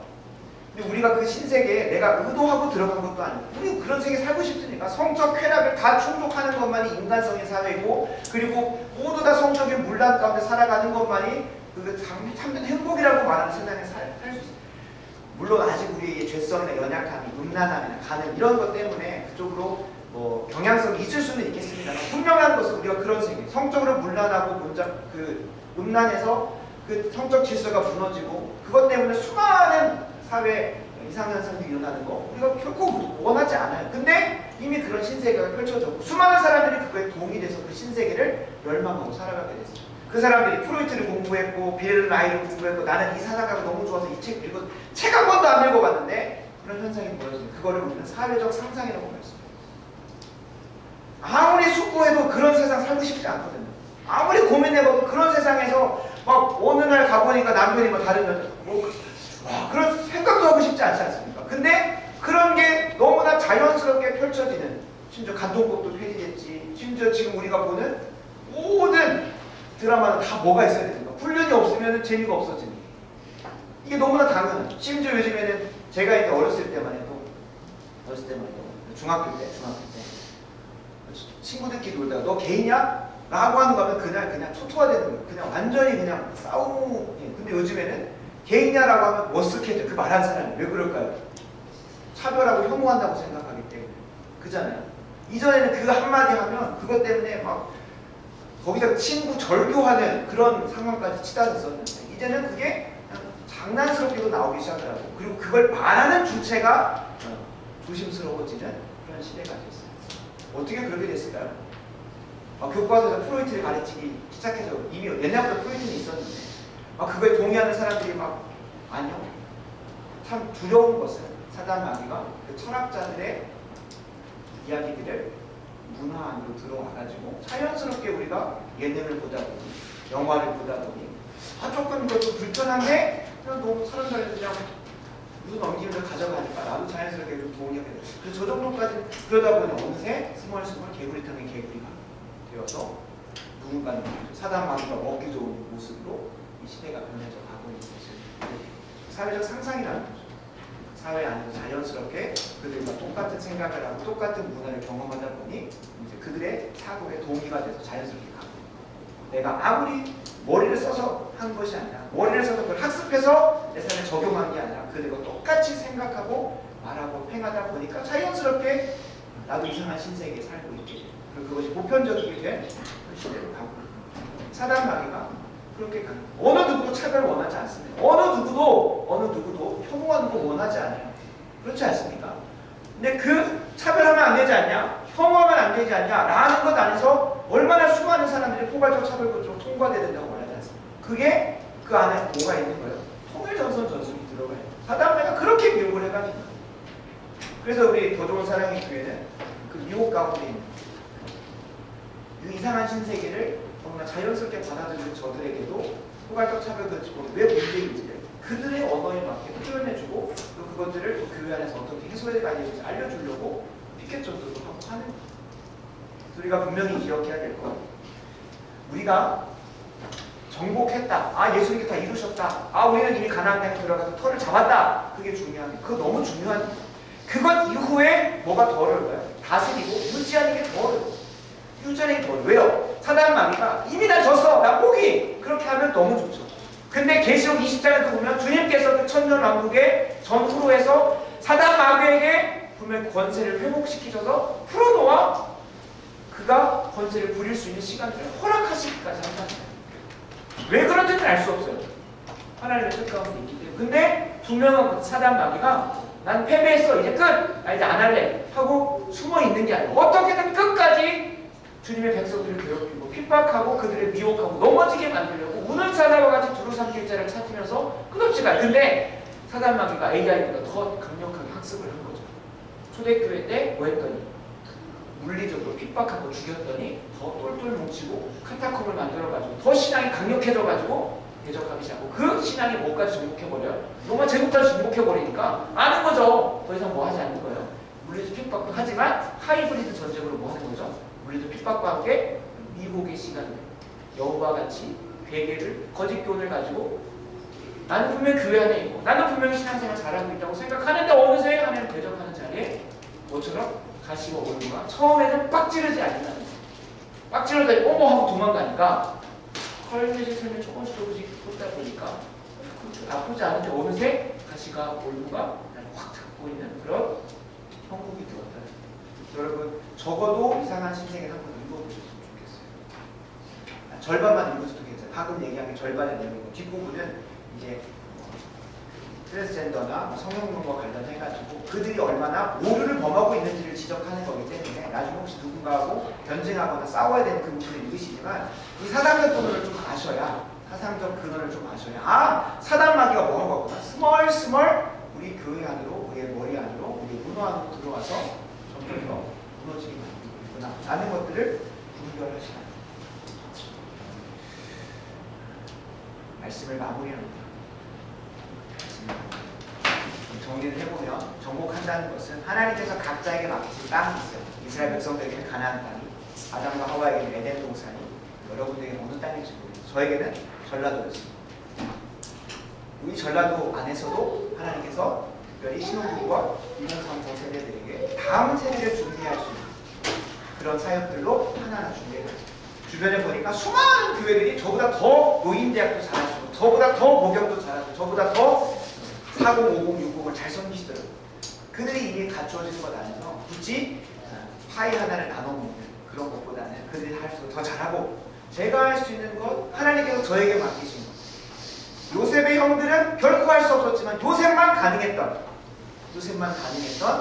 그 역할을 하나님께서 지금까지 훈련시켜 오셨고 그리고 또 내게 보내신 게 광야인지 가나안 땅인지 알 수는 없지만 분간은 안 돼. 그건 하나님이 시작하시고 마무리하신 거기 때문에 분간은 안 되지만 내게 허락하신 사명 감당해 가는 거죠. 그것이 하나님께서 하나님 나라를 정복해 가시고 근데 그 정복해 가는 것이 물리적 충돌을 말하는 것이 아니라 무엇이라고 했습니까? 이미 사단 마귀가 죄의 권세로 사망의 또아리를 피고 있는 그곳에 하나님의 통치를 임할 수 있게 하는 교육의 현장에 이미 사단 마귀가 미혹하고 사상적으로 망가뜨려 놓은 것을 저는 여러분 진짜 항상 대학 8급 친구들에게 도전했어. 너는 대통령을 해야 된다. 너는 교육부 장관을 해야 된다. 너는 조금 이 친구보다는 좀 부족하니까 차관 정도는 괜찮겠다 하면서 얼마나 이게 이미 국무회의 다 진행해놨어요. 하나의 나라의 국무회의는 이미 대학 8급 북한에서 왔으니까 통일부장관 네가 해야겠다라고 하면 시켜놓고 했습니다.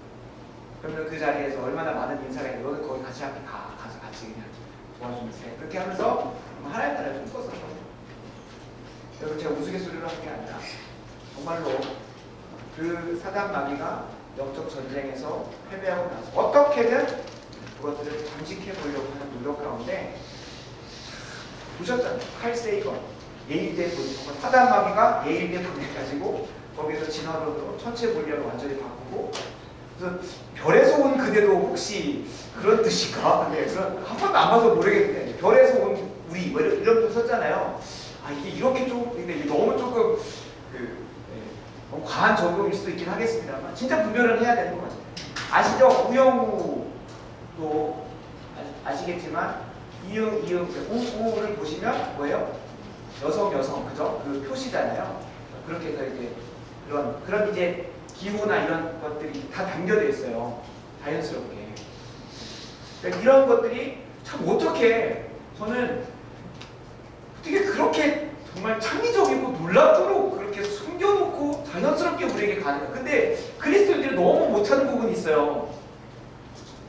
말씀 붙들고 말씀 붙들고 교리 막 외우면 너무 잘해. 근데 이것을 나의 삶으로 적용하는 건 진짜 못해요. 진짜 못해요. 그러니까 하나님께서 땅을 정복하라고 했어요. 그러면 내 땅이 뭔지도 살펴봐야 되고 정복하는 방법이 먼저 살펴봐야 돼. 땅을 정복하래요. 그냥 땅 정복해야 돼. 거기서 끝나요. 근데 우리 신앙의 선배들, 특별히 제가 청교도 좋아한다고 했죠. 그 청교도들은 뭐 했다고 했죠? 땅이 뭘지 한번 깊이 고민해보고 그걸로 책을 쓰고 그것 안에서 모든 사람이 보편적으로 적용될 수 있는 원리들을 뽑아내고 적용시켜주고. 근데 그런 역할들을 이미 수많은 사람들이 해놨는데 우리가 너무 게을러요. 너무 게을러요.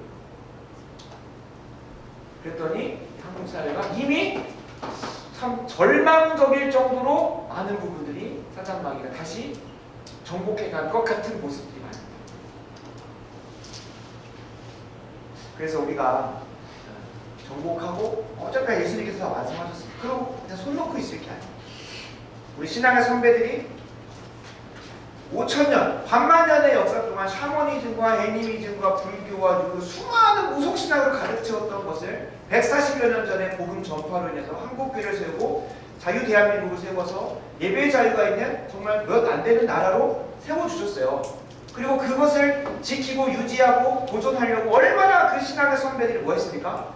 기도로, 눈물로, 산기도 다니고 철야하고 밤새 새벽기도 하면서 얼마나 그 사역들을 감당하고 우리가 다 몰라서 그렇지 선교사님들만 그런 사역 감당하는 게 아니라 참 안타까워요. 언론에서 그런 것을 보여주곤 하는 게 아니다 보니까 우리가 또 그런 관심도 지금도 우리가 이 거룩한 방파제가 세워져서 거룩한 방파제 같은 동성애 차별금지법이 통과되지 않게 막는 데 있어서 우리는 아무것도 안 하고 있으니까 하나님께서 알아서 하고 계시구나가 아니라 이미 2015년 때부터 해서 이미 그 전부터 수많은 사람들이 그 사역에 동참해가지고 막아내고 있었고 지금은 그래도 우리가 뉴미디어 시대가 열려서 유튜브로라도 중견에 가족이 많이 모였구나 알게 되는데 정말 보이지 않는 그 제하에서 얼마나 그 눈물과 수고로 이 대한민국을 지키시고 한국교회를 이렇게까지 이끌어오신 수고가 분명히 있거든요. 근데 우리가 아무것도 안 해도 이렇게 된다고 생각을 해요. 땅을 정복할 때 하나님께서는 요셉을 통하여 이스라엘 백성들이 올 길을 준비했고 여호수아를 통해서 감당케 하시는 게 있었고 모세를 통해서 감당케 하시는 게 있었어요. 근데 왜 우리는 그 자리에 서 있지 않는가? 그걸 한번 깊이 고민해보죠. 내가 아무것도 안 하는데 이렇게 되고 있는 게 그냥 자연스럽게 되는 게 아니라 누군가는 내가 감당해야 할 목을 1인분이 아니라 10인분, 100인분을 감당하고 있기 때문에 그나마 지금 보존되고 있는 거고 이미 솔직히 보존된다는 표현을 하기가 어려울 정도로 이미 많이 잠식이 당했어요.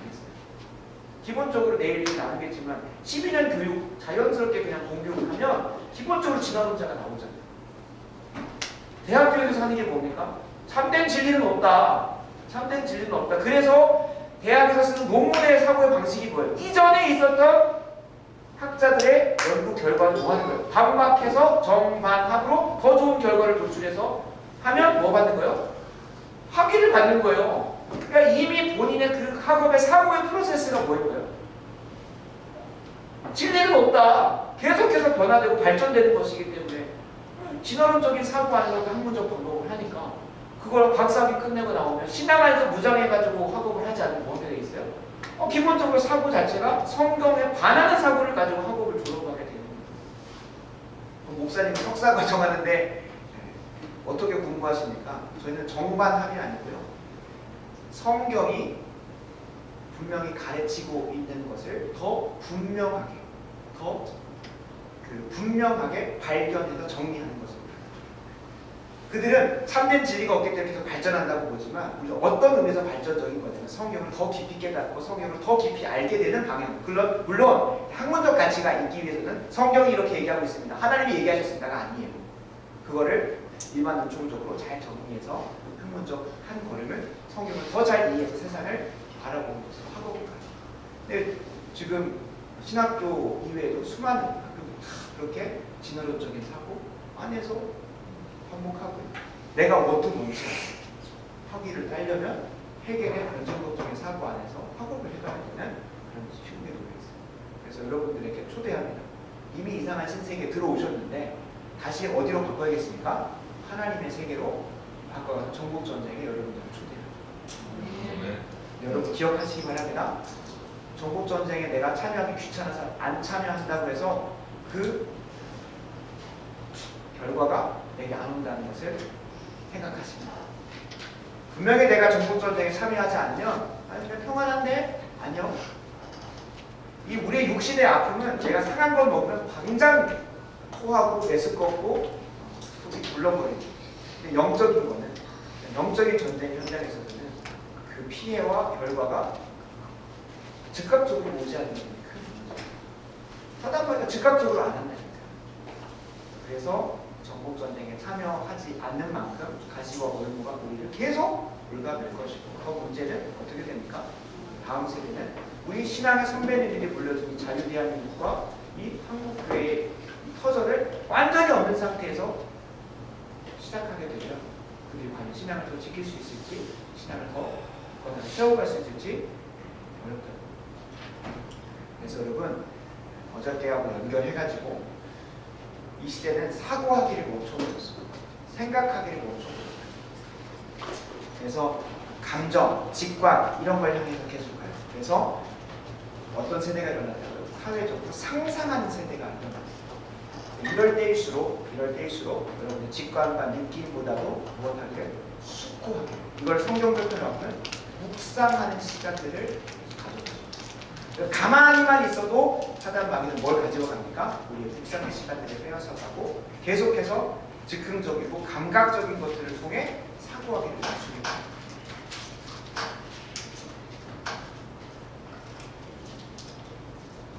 실제로 우리가 함께 읽었던 본문에 전국전쟁에서 계속 전쟁에 참여해서 그것을 하나님의 나라를 화하게 만들었던 사람들과 그것을 완전히 상실해버리고 쫓겨나는 사람들의 대조를 이루는 내용이 6절부터 10절에 나옵니다. 여호수아가 백성을 보내서 이스라엘 자손이 그들의 기업으로 가서 땅을 차지해요. 그 땅을 차지하는 그 근거를 뭐라고 얘기하냐면 7절입니다. 모든 큰 일을, 누가? 여호와께서 이스라엘을 위하여 행하신 모든 큰 일을 본 자들이 사는 날 동안 뭐 했어요? 여호와 하나님을 섬겼어요. 그들의 제단들을 헐고 그들을 쫓아내고 치워버렸어요. 그러나 누구일 때는 8절 그 큰 일들을 받고 경험했던 여호수아 110세에 죽고, 누구도 죽습니까? 10절 그 세대의 사람으로 다 그 조상들로 돌아가니까 누가 일어납니까? 그 후에 다른 세대가 일어납니다. 다른 세대. 그들은 뭘 합니까? 여호와를 알지 못하는 거죠. 여호와를 알지 못해서 11절부터 17절과 같이 이스라엘 자손이 여호와의 목전에 악을 행하고 바알을 섬기고 애굽 땅의 신들을 섬기고 이렇게 하면서 우리가 동화되죠. 그래서 정리하면서 적용하는 것은 여호와의 큰 일을 보여주셔야 돼요. 우리가 전쟁에서 승리하고 이기려면 여호와께서 우리에게 행하신 큰 일들을 깊이 생각해야 되고, 그리고 그것들을 나의 삶으로 다음 세대에게 보여주셔야 돼요. 그렇지 않으면 어떻게 될까요? 다른 세대가 일어나고 한 세대가 이것이 끝나지 못하게 바로 망하는 자리로 가죠. 땅을 다시 사단마귀 대적들이 빼앗기는 자리까지 우리가 가게 된다는 것을 기억하시면 돼요. 사단마귀가 이미 수많은 영역에 자신들의 유산을 남겨놓고 정복을 다 해놨습니다. 우리가 분명히 보여줘야 될 것은 하나님께서 이 대한민국에 어떤 일을 행하셨고 한국에 어떤 일을 하셨고 나에게 어떤 구원의 역사를 행하셨는지를 보여주시는 삶을 사셔야 돼요. 그것이 다음 세대에게 또 하나님께서 이런 일을 행하셨구나. 실제로 예레미야 3장 21, 23절을 짧게 마지막으로 읽고 마무리하려고 합니다. 3장 21, 23절 한번 보겠습니다. 예레미야 애가 3장 22절, 23절입니다.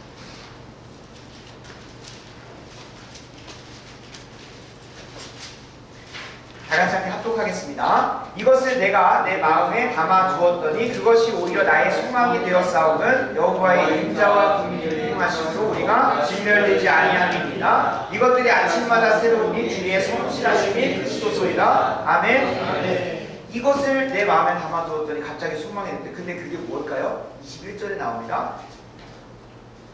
죄송하네요. 21절이었네요. 그죠? 네. 어저께부터 19절 20절에 보면 무엇을 그 마음에 담아 두었는데 고초와 재난 곧 쑥과 담즙을 기억하면서 그 마음에 담아 두었어요. 이 고초, 재난, 쑥, 담즙은 예레미야가 하나님의 예언대로 예루살렘 성전이 예루살렘이 완전히 초토화된 그 모습을 보고 표현한 거예요. 그러니까 내 현실의 삶의 문제를 내 마음속에 깊이 담아두었더니 갑자기 소망이 됐대요. 여러분 그런 일이 있습니까? 내 삶의 문제를 막 깊이 마음에 담아두었더니 갑자기 막 소망이 일어났어요? 아니면 막 낙심과 좌절과 우울과 이것 때문에 막 오늘 한 밥도 먹기 싫어지고 하니까? 삶의 문제를 깊이 묵상하면 어떻게 되겠어요? 소망은 절대 일어날 수가 없죠. 너무 우울하죠. 이거 어떻게 해야 되나 낙심이 차서 좌절이 찬다고 하잖아요. 근데 예레미야에게 어떠한 것이 있었을까요? 그 마음에 예레미야 애가 전에 예레미야서에 보면 이스라엘 백성들에게 하나님께서 분명히 너희들 심판하시기 때문에 이 땅에서 뿌리 뽑아서 바벨론으로 보냈다가 70년 뒤는 무조건 돌아오게 할 거야 라고 하는 약속이 그 마음 가운데 깊이 있었어요. 그러니까 이 현실의 삶은 하나님의 약속대로 되어져 가는 건 현실이라는 거예요. 그렇지 않습니까? 하나님께서 약속하신 대로 예루살렘 성전이 지금 무너졌어요. 그게 맞는 거예요. 보니까 내가 이 문제들을 같이 마주해 보니까 내 안에 이미 묵상하고 있고 내가 이미 생각하고 있는 하나님의 큰 일들, 하나님의 약속들하고 그것이 맞닥뜨려지니 뭐가 되는 겁니까? 낙심과 좌절이 아니라 소망이 되는 거예요. 하나님은 뭐대로 가고 있구나? 약속대로 가고 계십니다. 여러분 사단 마귀는 이미 패배했고요. 이미 마지막에 이미 승리는 예수 그리스도에게 있어요. 근데 그 여정으로 가는 데 있어서 이 시간들이 하나님 모르시냐? 아니요. 이미 계시록의 6장 이후로부터 계속 나와요. 사단 마귀가 얼마나 그 권세를 부리면서 주님의 백성들을 미혹하고 공격하고 씨름하게 하는 우리가 다 패배한 것처럼 보일지라도 우리가 그때에 결코 놓지 말아야 될 것. 여호수아가 끝까지 여호와 하나님의 큰 일들을 보고 기억하고 끝까지 전쟁에 임하여서 그것을 정복해 갔던 것처럼 우리가 결코 잊지 말아야 될 것은 내가 패배하는 것처럼 보일지라도 이 대한민국 한국교회가 뭔가 사단 마귀에 사로잡혀가는 것 같고 사단 마귀의 미혹과 계계가 너무나 교묘해가지고 나도 그 편에 서 있었네 하면서 떠오를 때도 있지만 그 가운데 우리가 결코 잊지 않으면 하나님께서 우리를 위하여 하신 일 그리고 대한민국 한국교회를 하신 일 나에게 하신 일을 생각해보면 그리고 하나님께서 이미 나를 통해 계속 이루어가실 그 약속의 말씀들을 만났을 때 무엇이 일어납니까? 소망이 일어나요. 근데 뭐하는 사람은 보세요. 마음에 담아두지 않고 생각하지 않고 숙고하지 않고 그거를 깊이 묵상하지 않는 사람 그냥 느낌과 직관대로만 가면 계속 표리구동만 하나님의 말씀에 앵커를 갖고 하나님의 말씀의 반석 위에서도 내 삶을 숙고하고 고민하는 사람은 묵상하는 사람, 주님 앞에 씨름하는 사람은 소망으로 가게 돼. 그 결과가. 근데 뭐하는 사람? 계속 느낌과 직관과 이 시대가 바라보게 만드는 그 사회적 상상 가운데 있는 사람들은 계속 난리를 치는 문제예요. 바라고 원하기는 우리 한 사람 한 사람이 이 시대가 계속 종용하고 있는 직관, 느낌, 감정, 사회적 상상을 하는 게 아니라 깊이 앉아서 묵상하고 기도해보고 분별해가는 시간들 속에서 우리는 분명 뭘 발견할 수 있습니까? 소망을 발견할 수 있고 소망의 끝에 주님께서 이런 고백이 나옵니다. 여호와의 인자와 그물이 무궁하심으로 우리가 진멸되지 아니하시고 이것들이 아침마다 새로운 일 주님의 성실하심 크시구나. 아, 주님께서 이렇게 이끌어 가시겠구나 하는 소망이 일어나게 됩니다. 그냥 이 현실의 문제를 깊이 담아두고 끝내는 게 아니라 그것을 분명히 잘 해결하고 해석할 수 있는 하나님의 하나님께서 행하신 일들을 깊이 마음간에 두시는 것으로